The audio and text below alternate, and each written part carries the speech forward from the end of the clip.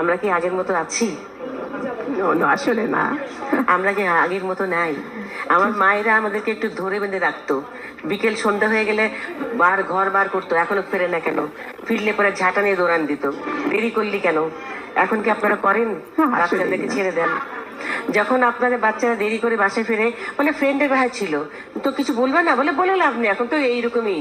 মানে এই যে আমাদের মায়েরা ছেড়ে দেওয়ার ব্যাপারটা, বাবারা তো মাথায় গলায় না, কারণ হলো তারা মনে করে ওর মাই তো দেখবে, আমি কেন দেখতে যাব। ঠিক বলেছেন। তা আমরা তো বাবাকে ভয় পেতাম। বাবার সঙ্গে বন্ধুত্ব ছিল, বাবার কাছে সব আবদারও ছিল, কিন্তু ভয়ও পেতাম। ভয় মানে হলো সম্মান। আমি সম্মান ছিল বলেই ভয় পেতাম। এখন বাবা মাকে কেউ সম্মান করে না, বলে আর তো বন্ধুর মতো সবাই।